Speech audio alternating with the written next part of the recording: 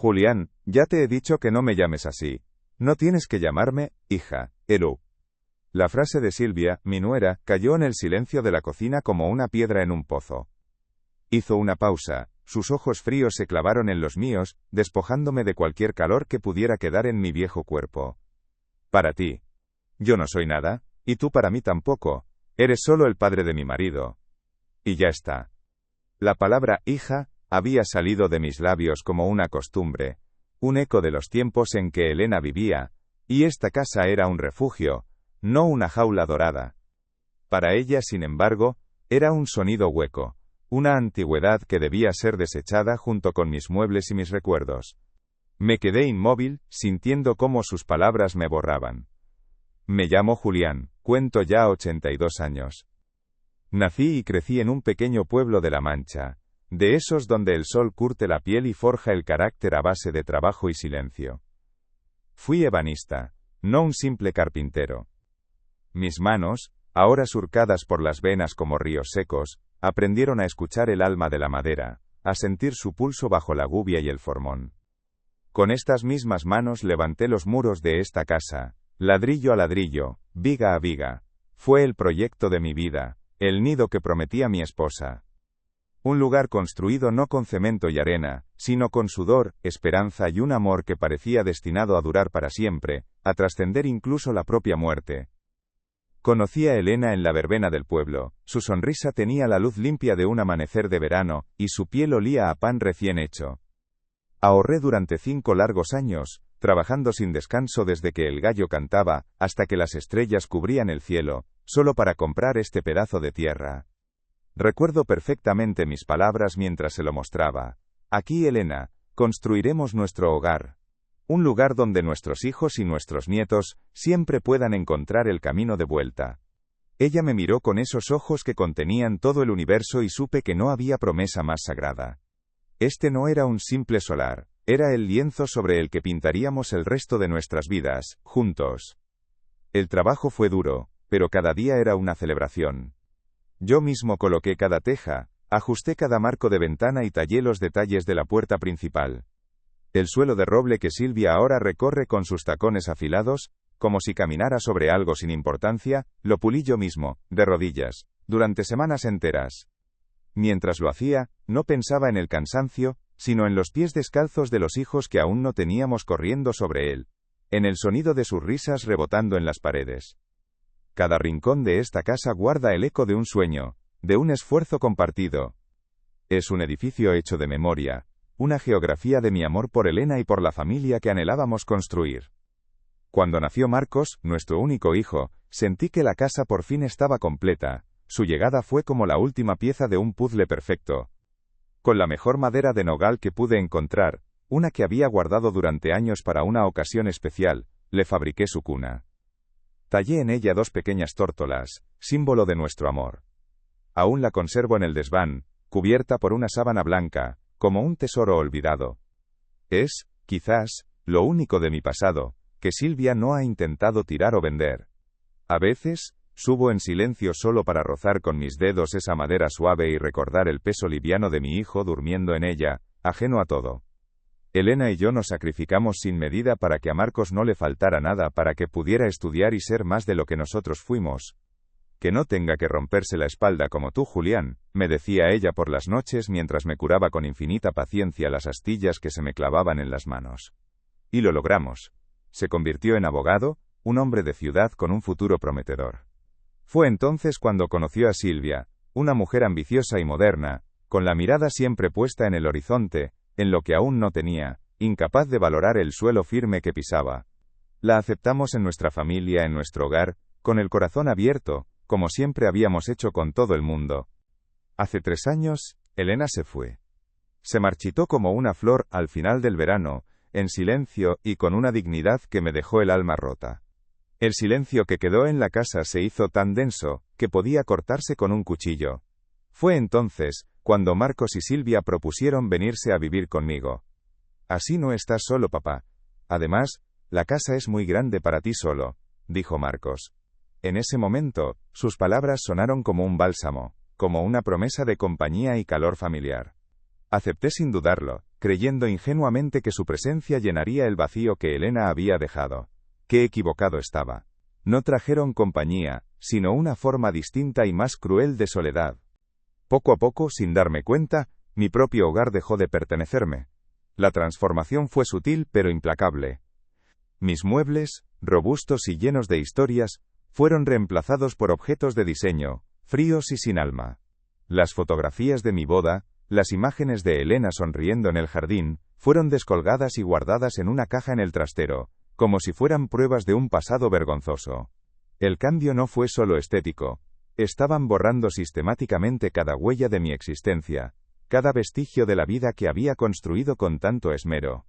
Me estaban convirtiendo en un extraño dentro de mis propias paredes, un inquilino sin voz ni voto. El golpe más duro fue el día que desapareció mi sillón. Era un viejo orejero de cuero gastado, el lugar donde me sentaba con Elena cada tarde a escuchar la radio mientras el sol se ponía. Un día, simplemente, ya no estaba. Cuando le pregunté a Marcos, desvió la mirada, visiblemente incómodo. Era muy viejo, papá. Daba mala imagen a la decoración del salón. Se excusó con una voz que apenas era un susurro. No dijo nada más. No hacía falta. Comprendí que no solo habían tirado un mueble, habían desechado el altar donde yo guardaba mis recuerdos más sagrados. Fue una profanación silenciosa, un acto de crueldad disfrazado de modernidad. Me convertí en una sombra que se deslizaba por los pasillos de su propia vida, un fantasma sentado a la cabecera de una mesa donde ya nadie compartía historias, sino que consultaba la pantalla de su teléfono móvil. Silvia era la nueva dueña y señora, la que marcaba el ritmo de la casa. Sus cenas con amigos importantes, sus reuniones de trabajo en el salón que antes fue nuestro. Yo aprendí a hacerme invisible, a retirarme a mi cuarto, para no molestar, para no ser una nota discordante en su perfecta sinfonía de éxito y apariencias. Me acostumbré al sabor amargo de la soledad acompañada, que es la más dolorosa de todas. El mundo seguía girando, pero el mío se había detenido en un limbo de silencio y resignación. Vivía rodeado del ruido de sus vidas, de su música estridente, de las risas de sus invitados, pero todo ese sonido solo servía para hacer más profundo el silencio que habitaba en mi interior. Ellos estaban allí, físicamente presentes, pero emocionalmente a miles de kilómetros de distancia. Me había convertido en parte del paisaje, una figura decorativa y anticuada que toleraban por una mezcla de deber y conveniencia. Su indiferencia era una pared de cristal, invisible pero infranqueable, que me separaba de todo y de todos en la que un día fue mi fortaleza. Pero la frase de hoy ha sido diferente a todo lo anterior, no fue una indirecta, ni un gesto de impaciencia, ni un mueble desechado. Fue una sentencia, una declaración formal de mi nulidad. Tú, no eres nadie. Esas 3 palabras, pronunciadas con una calma glacial, tuvieron el efecto de un martillo rompiendo el último hilo que me ataba a la esperanza de una familia. Por primera vez en mucho tiempo, no sentí la punzada habitual de la tristeza, sino algo nuevo, una extraña y fría claridad, como la luz del amanecer en un campo helado. Era la lucidez que llega cuando ya no queda absolutamente nada que perder. La miré, de pie en medio de la cocina, con su ropa cara y su expresión de suficiencia, y no dije una sola palabra. No había nada que decir. ¿Cómo se le responde a alguien que acaba de negarte la existencia? Simplemente asentí, muy lentamente, como si estuviera aceptando un hecho irrefutable. Cogí mi taza de café, que de repente pesaba 1 tonelada, y me di la vuelta. Mis pies me llevaron, sin que yo los guiara, hacia el único lugar de la casa que aún sentía como mío. El pequeño taller que conservaba en el fondo del garaje. Era mi último refugio, mi trinchera final. Al abrir la puerta del taller, el aire cambió. El olor familiar a serrín, a barniz y a madera de olivo, me envolvió como un abrazo cálido y reconfortante. Era el único aroma en toda la casa que aún me recordaba quién era yo. En ese espacio reducido y desordenado, rodeado de mis herramientas gastadas por el uso, yo no era un anciano inútil ni una sombra molesta. Era Julián, el ebanista. Era el hombre que había construido un hogar con sus propias manos, el esposo que había amado a Elena, el padre que había fabricado una cuna de nogal. Era alguien. Mientras el eco de las palabras de Silvia, no eres nadie, rebotaba en las paredes de mi cabeza, mis manos, movidas por un instinto más antiguo que el dolor, Buscaron la suavidad de un trozo de madera de olivo que descansaba sobre el banco de trabajo.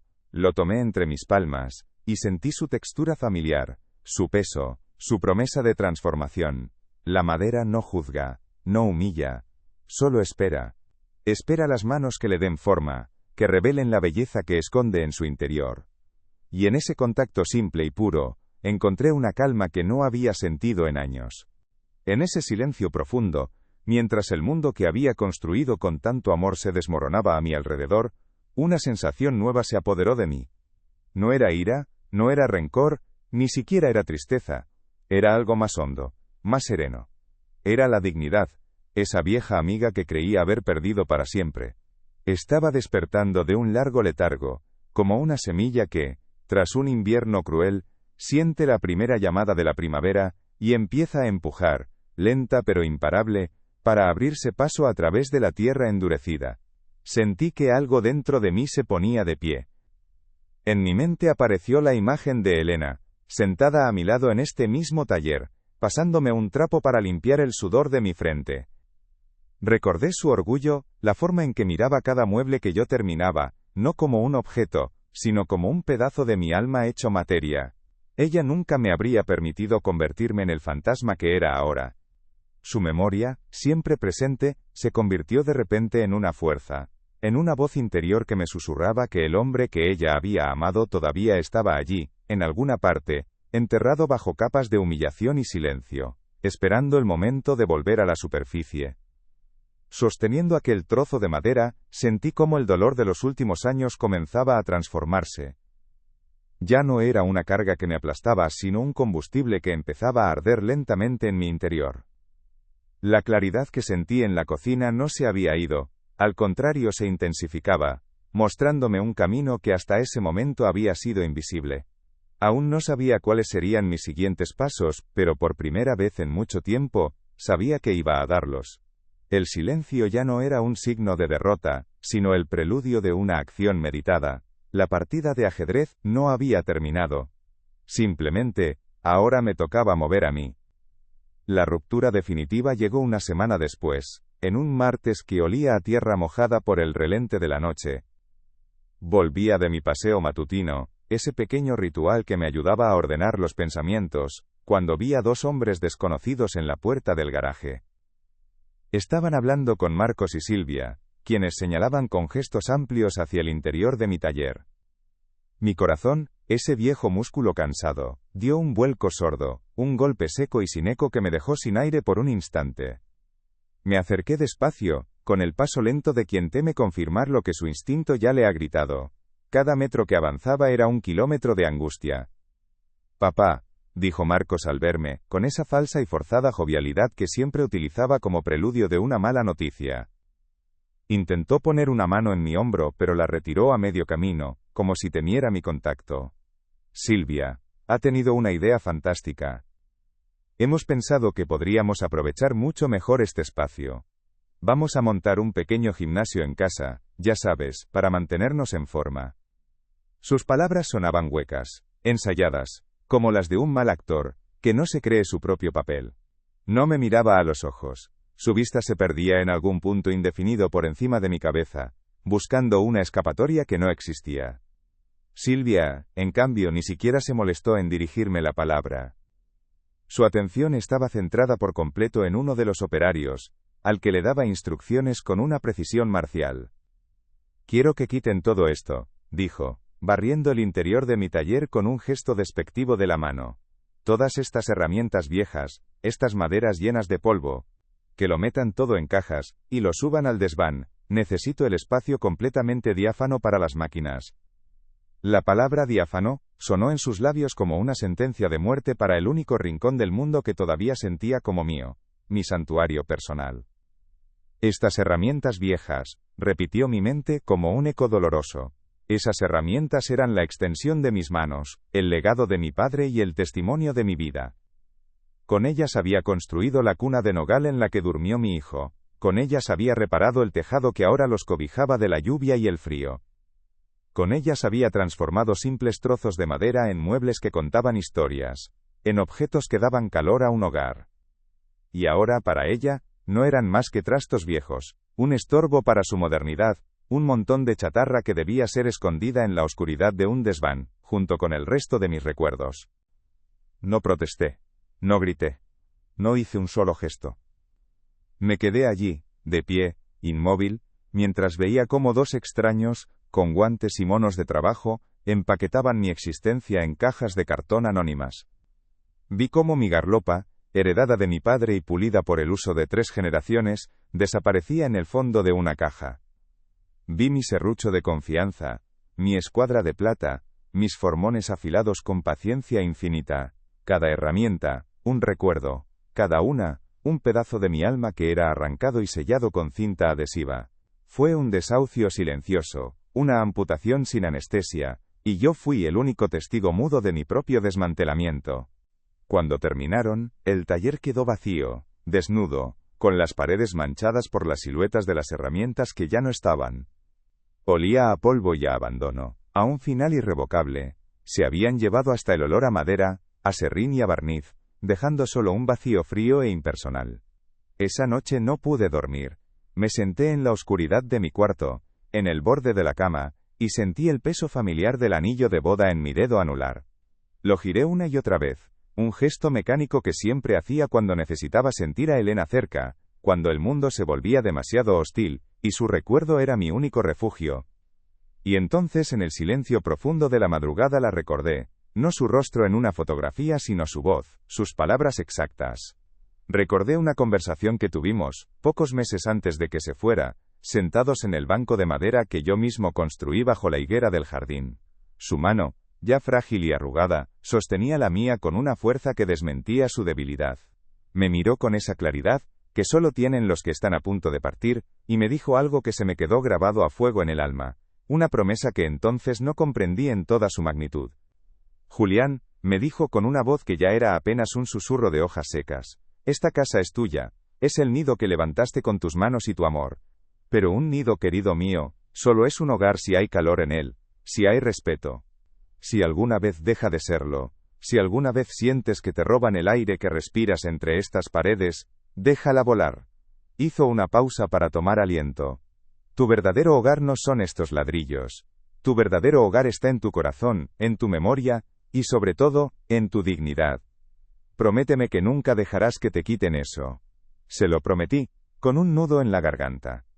Y esa noche, en la soledad de mi cuarto, supe que había llegado el momento de cumplir mi promesa. A la mañana siguiente, me levanté antes de que saliera el sol. Me moví por la casa en silencio, con la misma precisión metódica con la que cortaba una pieza de madera. Subí al desván, ese cementerio de objetos olvidados al que habían desterrado mi vida. Entre las cajas polvorientas de Silvia y las viejas maletas, encontré una caja de metal oxidada que guardaba con celo. Dentro, envueltas en un paño de lino, estaban las escrituras de la casa, a mi nombre y al de Elena. No había más dueños que nosotros. Junto a ellas, un fajo de cartas de mi mujer y varias fotografías antiguas que había logrado salvar de la purga. En una de esas fotografías, salíamos Elena y yo el día que pusimos la última teja del tejado. Estábamos cubiertos de polvo y sudor, agotados, pero nuestros rostros brillaban con una felicidad pura, una alegría que ninguna riqueza del mundo puede comprar. Sostuve la foto en mis manos temblorosas y sentí una oleada de fuerza. Cogí la escritura de la casa y un pequeño cuaderno de hule negro donde Elena apuntaba teléfonos y direcciones. En una de sus páginas, encontré el número de Antonio, un viejo amigo de la juventud que se había convertido en notario en el pueblo de al lado. Descolgué el teléfono y marqué. Su voz, al otro lado de la línea, sonó cálida y firme, como el roble. Antonio, soy Julián, necesito tu consejo. No tuve que dar más explicaciones, los verdaderos amigos no las necesitan. Para ti, lo que haga falta, amigo mío. ¿Cuándo nos vemos? Respondió sin dudar. Quedamos para esa misma tarde. Colgué el teléfono y, por primera vez en mucho tiempo, sentí que una pequeña luz se encendía en la oscuridad. Ya no estaba solo en esto. Tenía un plan, un propósito, y la bendición silenciosa de Elena guiando mis pasos desde algún lugar más allá de las estrellas, recordándome la promesa que le había hecho. Durante las siguientes 2 semanas, mi vida transcurrió en 2 planos paralelos, perfectamente disociados. En la casa, De cara a ellos, seguía siendo la sombra silenciosa y dócil. Asentía a todo, comía lo que me ponían en el plato sin una queja y me retiraba a mi cuarto a las horas convenidas.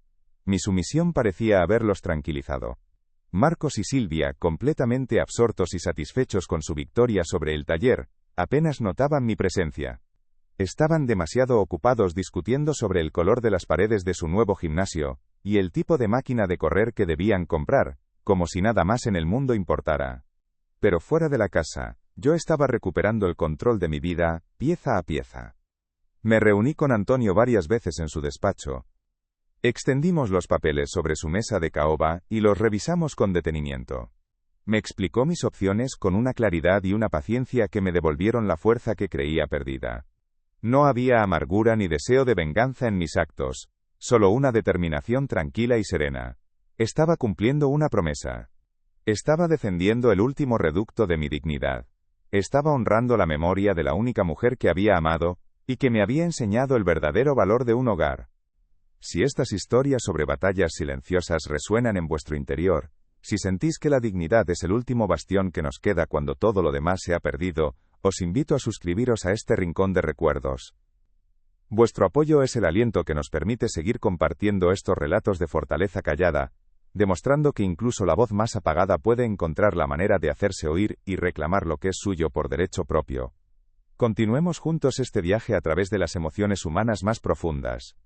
El proceso fue más rápido de lo que imaginaba. Antonio se encargó de todo con una eficacia asombrosa. Encontró un comprador, un joven matrimonio que buscaba una casa con historia, un lugar donde echar raíces. Les gustó el jardín, la higuera, la solidez de los muros que yo había levantado. No hicieron preguntas sobre la situación familiar, solo vieron el potencial de un hogar. La decisión de vender fue la más difícil y al mismo tiempo, la más liberadora de mi vida. Sentía que no estaba traicionando a Elena, sino todo lo contrario. Estaba salvando la esencia de lo que habíamos construido juntos, su alma, de la profanación diaria. Mientras los trámites seguían su curso, yo comencé mi propia preparación en secreto. Cada noche, cuando el silencio se apoderaba de la casa, bajaba una pequeña maleta del armario y guardaba en ella lo esencial. Un par de mudas, mis útiles de aseo, la vieja caja de metal con mis recuerdos más preciados, y la última carta que Elena me escribió antes de morir. No necesitaba más. Había aprendido de la manera más dura que las posesiones materiales no significan nada si no están ancladas a un sentimiento, a un respeto. El resto, los muebles, los objetos, podían quedarse atrás. La firma del contrato se realizó en la notaría de Antonio, una mañana de jueves. Mi mano no tembló al estampar mi nombre en el papel. Sentí una extraña paz, la calma que sigue a la tormenta. Le di las gracias a mi amigo con un abrazo que contenía más de 60 años de amistad. Has hecho lo correcto, Julián, me dijo, apretándome el hombro. Un hombre sin dignidad es un hombre sin casa, aunque viva en un palacio. Sus palabras fueron el bálsamo final que necesitaba mi alma herida. Regresé a casa, sabiendo que mi tiempo allí estaba a punto de terminar, que el último acto de mi obra estaba a punto de comenzar. El clímax, la culminación de todo mi plan silencioso, llegó de una forma tan irónica como inesperada. Silvia, eufórica por un reciente ascenso en su trabajo, decidió organizar una gran barbacoa en el jardín para celebrarlo con sus amigos y colegas. La casa, mi casa, se llenó de repente de risas estridentes, música que no entendía, y conversaciones vacías sobre dinero y éxito. Me sentía como un extranjero en mi propia tierra, un espectador invisible de una fiesta que no era la mía. La celebración de su triunfo profesional se sentía como el epílogo de mi propia derrota personal. Marcos me llevó de un grupo a otro, presentándome con una frase que se repetía como una letanía humillante: «Este es mi padre Julián, vive con nosotros». Era una coletilla que me definía no por quién era, sino por mi dependencia de ellos. Me convertí en un apéndice, en un mueble antiguo más en la decoración de su vida perfecta. Los invitados me saludaban con una sonrisa condescendiente, y rápidamente volvían a sus animadas charlas, dejándome solo en medio del bullicio. En sus ojos, yo era solo eso, un viejo que vivía de la caridad de su hijo. Nadie preguntó por mi vida, por mi historia, por el hombre que había construido el suelo que pisaban. Y mientras el ruido de sus vidas ajenas llenaba el aire, yo me preparaba para mi acto final de silencio. Si creéis, como yo, que la verdadera fuerza no reside en el grito sino en la determinación callada, os animo a uniros a esta comunidad. Vuestro apoyo nos ayuda a seguir contando historias que demuestran que la dignidad puede ser la revolución más poderosa, una que no necesita alzar la voz para cambiar el mundo. Suscribíos y sed parte de esta resistencia silenciosa. Aprovechando un momento en que todos estaban congregados alrededor de la barbacoa, riendo a carcajadas por un chiste que contó el jefe de Silvia, me deslicé dentro de la casa. Nadie se percató de mi ausencia. Subí las escaleras con un sigilo que no sabía que poseía. En mi cuarto, cogí la pequeña maleta que había preparado días antes. Pesaba poco pero contenía todo mi mundo. Antes de salir, eché con acento agudo una última mirada a la habitación, a la cama donde había dormido junto a Elena durante 50 años, y cerré la puerta sin hacer ruido. El adiós ya estaba dicho en mi corazón. Bajé las escaleras con el corazón latiendo con una calma solemne. La casa estaba vacía, solo llegaban los ecos de la fiesta del jardín. Me detuve en el umbral de la cocina, el mismo lugar donde Silvia me había despojado de mi identidad con sus palabras heladas. Sobre la impecable y fría encimera de mármol, esa que ella había elegido, dejé dos cosas: un sobre blanco, pulcro y sin nombre, y el juego de llaves de la casa. El mismo juego de llaves que yo había comprado en la ferretería del pueblo hacía más de 50 años, cuando todo esto no era más que un sueño. El gesto de dejar las llaves fue como soltar el último ancla que me ataba a ese lugar. Sentí un alivio inmenso, una ligereza que no había experimentado en años. Ya no había ataduras, ya no había obligaciones. Era libre. Salí por la puerta principal, cerrándola suavemente detrás de mí. Por última vez. Me detuve un instante en el porche y posé la mano sobre la madera de la puerta que yo mismo había tallado con motivos florales. Estaba caliente por el sol de la tarde. Olía a hogar. O al menos, al recuerdo de lo que un día lo fue. Fue mi despedida silenciosa de la madera, mi vieja y leal compañera. Caminé por el sendero del jardín, pasando de largo junto a la ruidosa multitud. Nadie me vio. Pasé junto al banco bajo la higuera, el lugar de mis conversaciones con Elena. Por un instante, casi pude verla sentada allí, sonriéndome con ternura, asintiendo con la cabeza en un gesto de orgullo y aprobación. Esa visión, real o imaginada, fue todo lo que necesité. No sentí tristeza, sino una profunda sensación de paz. Estaba haciendo lo correcto. Estaba cumpliendo mi promesa. Estaba eligiendo la dignidad por encima de la comodidad, el respeto por encima de la sumisión. Un taxi que había llamado previamente desde mi viejo teléfono móvil, me esperaba al final de la calle, discretamente aparcado a la sombra de un ciprés. Abrí la puerta, metí mi pequeña maleta en el asiento trasero y me subí. El conductor, un hombre joven con una mirada amable, me preguntó sin volverse: ¿A dónde vamos, señor? Y por primera vez en mucho tiempo, sentí que la respuesta a esa pregunta era mía y solo mía, que el destino de mi viaje lo decidía yo. La sensación de autonomía fue como un sorbo de agua fresca en el desierto. Le di la dirección de un pequeño apartamento que Antonio me había ayudado a encontrar en el pueblo vecino, un lugar modesto pero luminoso, con un balcón que daba a una plaza tranquila. Mientras el coche se ponía en marcha y se alejaba lentamente, no miré atrás. No sentí la necesidad de hacerlo. No estaba huyendo de nada. Estaba caminando hacia algo, hacia mí mismo. No era un acto de venganza, sino de autoafirmación. Había vendido la casa, sí. El contrato se había firmado 2 días antes, en la más estricta confidencialidad. Los nuevos dueños eran ya los legítimos propietarios. En el sobre blanco que había dejado sobre la mesa de la cocina, no había reproches, ni cartas amargas, ni un solo lamento. La dignidad no necesita explicaciones. Dentro solo había una nota escueta y formal, junto con una copia del contrato de venta, informándoles de que los nuevos propietarios les concedían un plazo de 30 días para desalojar la vivienda que, hasta esa misma mañana, ellos habían creído ciegamente que era suya. Dejaba que la realidad, fría y legal, hablara por mí. Mi silencio, finalmente, se había convertido en la palabra más poderosa de todas. El coche tomó la curva que sacaba la casa de mi campo de visión. Miré hacia adelante, a la carretera que se abría ante mí. El sol del atardecer teñía el cielo de colores anaranjados y violetas, como una promesa de un nuevo amanecer. Me recosté en el asiento y cerré los ojos, no por cansancio, sino para saborear plenamente el momento. El hombre que había entrado en esa casa hacía 3 años, roto por el dolor y la soledad, ya no existía. El hombre que salía de ella ahora era diferente. Era más viejo, sí, pero también infinitamente más fuerte. Había aprendido que un hogar no es un conjunto de paredes, sino el lugar donde tu alma puede respirar. Y mi alma, después de mucho tiempo contenida, por fin volvía a llenarse de aire. No sabía exactamente qué me depararía el futuro, pero lo afrontaba sin miedo. Tenía mis recuerdos, mi dignidad intacta y la memoria de Elena como un faro inextinguible.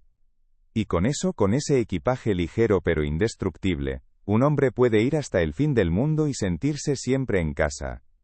La verdadera propiedad no reside en las escrituras, sino en ser dueño de uno mismo. Mientras el paisaje pasaba veloz por la ventanilla, pensé en Marcos y Silvia. No con rencor, sino con una extraña mezcla de lástima y distancia. Habían codiciado la cáscara, la apariencia, el valor material de la casa, pero nunca habían entendido su corazón. Para ellos era un activo, un bien inmueble, un símbolo de estatus. Por eso, con la misma facilidad con que la habían ocupado, la iban a perder.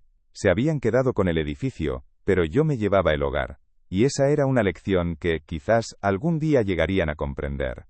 O quizás no. Pero eso ya no era mi problema. El taxi entró en las calles del pueblo vecino. Las luces de las farolas comenzaban a encenderse, dibujando un camino de bienvenida.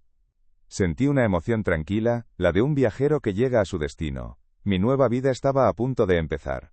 Una vida más pequeña, más sencilla, pero enteramente mía. Una vida donde la palabra hijo o padre no sería una etiqueta de conveniencia, sino un lazo de afecto verdadero. Una vida donde el silencio no sería sinónimo de sumisión, sino de paz interior. Y esa, me di cuenta, era la mayor riqueza que un hombre podía poseer. El coche se detuvo frente a un edificio de 3 plantas con geranios en los balcones. «Hemos llegado, señor», dijo el conductor. Le pagué, le di las gracias y bajé del vehículo. Cogí mi maleta y me quedé un momento de pie en la acera, mirando mi nueva puerta. No era una puerta de roble macizo tallada a mano, sino una puerta simple, de metal pintado. Pero detrás de ella me esperaba algo que no tenía precio. La libertad de ser yo mismo. Metí la llave en la cerradura, la giré y el mecanismo sonó como la música más bella del mundo. Era el sonido de un nuevo comienzo. Mi nueva vida comenzó con el sonido de una llave girando en una cerradura que no conocía, pero que sentí como propia desde el primer instante. El apartamento era modesto, mucho más pequeño que la casa que había construido, pero estaba lleno de luz, y de una promesa de paz. No había muebles fríos ni espacios vacíos que gritaran la ausencia de alguien. Desde mi balcón, podía ver a los niños jugar en la plaza y a las parejas de ancianos pasear cogidos del brazo. La primera noche, dormí profundamente, sin el peso de la indiferencia ajena sobre mi pecho. Me desperté con el sol en la cara, y una sensación olvidada, la de ser el único dueño de mi tiempo, de mis silencios y de mis mañanas. Dediqué la habitación más soleada a mi nuevo taller. No era grande como el del garaje, pero era mío. Compré unas pocas herramientas de segunda mano en el mercadillo del pueblo. No eran las de mi padre, pero sentía que compartían la misma alma trabajadora.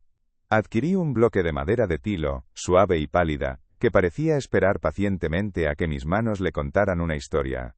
Mientras colocaba cada formón en su sitio, mientras limpiaba y afilaba cada cuchilla, sentía que no solo estaba ordenando un espacio físico, sino también mi propio espíritu. Estaba reconstruyendo mi identidad pieza a pieza, en aquel pequeño rincón del mundo que olía a pintura fresca y a madera nueva. La primera tarde me senté en mi taburete y comencé a tallar. No tenía un plan concreto, simplemente dejé que mis manos recordaran su viejo lenguaje, ese que nunca se olvida. Y de la madera empezó a surgir la forma de un pájaro, un gorrión con las alas a medio desplegar, a punto de emprender el vuelo. Con cada viruta que caía al suelo, sentía que me desprendía de una capa de dolor, de años de humillaciones silenciosas. El sonido rítmico de la gubia contra la madera era una meditación, una plegaria. No estaba simplemente tallando una figura, estaba liberándome, dándole forma a mi propia y recién recuperada libertad, demostrándome a mí mismo que todavía podía crear algo hermoso de la nada. No supe nada de Marcos y Silvia durante 3 largos días. Me los imaginaba descubriendo el sobre la encimera de mármol. Imaginaba la incredulidad en sus rostros, seguida de la rabia y el pánico al leer el contrato de venta y la nota escueta. Su mundo, construido sobre la apariencia y la posesión material, se habría derrumbado en un instante. Habrían llamado a su abogado, gritado, culpándose mutuamente. Pero su humillación no fue un acto de mi venganza, sino la consecuencia inevitable de su propia ceguera. Codiciaron la cáscara, las paredes, el valor catastral de la casa, pero nunca se detuvieron a comprender su alma, y por eso, de la misma forma que la ocuparon, la perdieron. Al 4.º día, el teléfono sonó. Era Marcos. Su voz, al otro lado de la línea, era una extraña mezcla de ira contenida, y una súplica casi infantil. «Papá, ¿cómo has podido hacernos esto? ¿Vendernos la casa? ¿Nuestra casa?», me espetó, sin preámbulos. Su dolor era real, pero era el dolor de quien pierde un objeto valioso, no un hogar. Con una calma que me sorprendió incluso a mí mismo, le respondí: «No era vuestra casa, Marcos. Era mi casa. La que construí para tu madre y para ti, y dejó de ser un hogar el día que dejasteis de verme en ella, el día que me convertisteis en un mueble viejo más que estorbaba». Hubo un largo y denso silencio al otro lado de la línea. Podía oír, muy de fondo, la voz aguda de Silvia, gritando algo ininteligible, probablemente instrucciones sobre lo que él debía decirme. Pero Marcos parecía haber perdido el guión. Finalmente, con un hilo de voz que apenas logré escuchar, preguntó: «¿Y ahora qué hacemos? ¿A dónde vamos a ir?». Su pregunta no buscaba consejo, sino una solución, una forma de que yo deshiciera lo que había hecho. Con una suavidad que no contenía rencor sino una firmeza definitiva le dije: «Eso, hijo, es algo que debéis decidir vosotros. Ya sois lo suficientemente mayores». Y colgué el teléfono, cerrando para siempre esa puerta. La verdadera redención, la que mi corazón no sabía que necesitaba, no llegó a través de un teléfono. Llegó una semana después, con unos suaves golpes en mi puerta. Al abrir, me encontré con mi nieta, Sofía. Tenía 12 años y los mismos ojos profundos y claros de Elena. Estaba sola, con una pequeña mochila colgada al hombro y el rostro surcado por lágrimas recientes. Se había escapado de su casa, había tomado un autobús y había encontrado mi dirección en un papel arrugado que apretaba en su mano. Su presencia en mi umbral fue como ver un brote verde abriéndose paso en una tierra que yo creía estéril y sin futuro. «Abuelo», me dijo con la voz rota, pero con una mirada firme que desmentía su edad. «Lo sé todo. Los oí discutir sin parar. Mamá solo gritaba sobre el dinero y la casa, y papá no paraba de llorar. Pero yo sabía que tenías razón. Yo te veía, abuelo. Aunque ellos no lo hicieran, yo siempre te vi». Sus palabras fueron el bálsamo más poderoso que jamás había sentido. Me deshicieron por dentro, derritiendo los últimos vestigios de hielo que quedaban alrededor de mi corazón. En ese momento comprendí que mi vida no había sido en vano, que una pequeña luz de mi legado había conseguido brillar a través de tanta oscuridad. La abracé con todas las fuerzas que me quedaban, y ella se aferró a mí como un náufrago a una tabla de salvación. En ese abrazo sentí que el círculo de mi vida por fin se cerraba. No era un final, sino una continuación. Era el amor de Elena, transmitido a través de las generaciones, encontrando un nuevo refugio. Sentí que el puente que me unía a la familia, ese que creía dinamitado para siempre, se reconstruía en ese instante, más fuerte y puro que nunca, sostenido no por la sangre ni por las obligaciones, sino por el hilo invisible del respeto y el reconocimiento mutuo. Esa tarde Sofía se quedó conmigo. Le enseñé mi pequeño apartamento, mi balcón con los geranios que acababa de plantar y, con un orgullo que no sentía desde hacía años, mi nuevo taller. Sus ojos se abrieron con asombro al ver las herramientas y el olor a madera. Le mostré el pequeño pájaro de tilo que estaba a punto de terminar, explicándole cómo la madera guarda historias en su interior, y solo necesita unas manos pacientes para liberarlas. Sus pequeños dedos, delicados y curiosos, rozaron la superficie pulida del gorrión, con una reverencia que me recordó a la forma en que Elena tocaba los muebles que yo fabricaba para ella. Antes de que Marcos, avisado por una nota que ella había dejado, viniera a buscarla, le di el pájaro de madera. «Tómalo, cariño», le dije, colocando la pequeña figura en la palma de su mano. «Es para que nunca olvides que, aunque a veces parezca que te han cortado las alas, Siempre se puede volver a empezar a volar. Sofía me sonrió, una sonrisa limpia y luminosa, la misma sonrisa de su abuela. Y en esa sonrisa vi el futuro. Vi mi verdadero legado. No era una casa de ladrillos y cemento, sino un valor, una enseñanza, un puente de amor que se extendía hacia una nueva generación. La llegada de Marcos fue un momento tenso y silencioso. Su mirada iba de mí a su hija, y en sus ojos vi una confusión profunda, una tristeza que no sabía cómo expresar. Vio el pájaro en la mano de Sofía y no dijo nada. Quizás, por primera vez, comprendió la magnitud de lo que había perdido. No era una propiedad, sino una conexión, una historia, una herencia, que no se puede tasar ni depositar en un banco. No hubo reproches, solo un vámonos Sofía, dicho en voz baja. Ella me dio un último abrazo, fuerte y lleno de promesas, antes de irse. Y yo me quedé en la puerta, viéndolos marchar, sintiendo una paz inmensa. Ahora, mis días transcurren con una calma serena. Me levanto con el sol, trabajo la madera durante unas horas, sintiendo cómo mis manos rejuvenecen con cada nueva creación. Doy largos paseos por el pueblo, saludo a los vecinos, me siento en un banco de la plaza a leer el periódico. A veces, Sofía viene a visitarme los fines de semana. Me trae sus dibujos, y yo le enseño los secretos de la madera. Estamos construyendo nuestros propios recuerdos, nuestro propio hogar, uno que no necesita paredes para existir.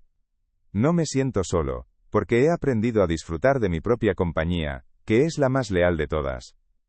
Pienso a menudo en la casa que construí, en el sudor y los sueños que deposité en cada ladrillo, pero ya no siento nostalgia ni pena. Les dejé el edificio, sí. Les dejé los muebles caros, el gimnasio nuevo y las paredes vacías. Pero yo me llevé conmigo lo único que de verdad importaba, lo que le daba valor a todo lo demás, los recuerdos de mi vida con Elena, y la dignidad del hombre que ella siempre supo que yo era. Me llevé el hogar, y ellos se quedaron simplemente con una casa, y esa es una diferencia que, quizás, nunca lleguen a comprender del todo. He aprendido, en el último tramo de mi vida, que un hogar no se mide en metros cuadrados, ni en el valor de su hipoteca. Se mide en la cantidad de respeto y de verdad que cabe entre sus paredes. A veces, la mayor prueba de amor hacia uno mismo y hacia los recuerdos que nos han formado, es tener el valor de cerrar la puerta por última vez, y marcharse. Marcharse no como un acto de derrota, sino como la afirmación definitiva de que nos llevamos con nosotros lo único que nadie, nunca, nos podrá arrebatar. A nosotros mismos.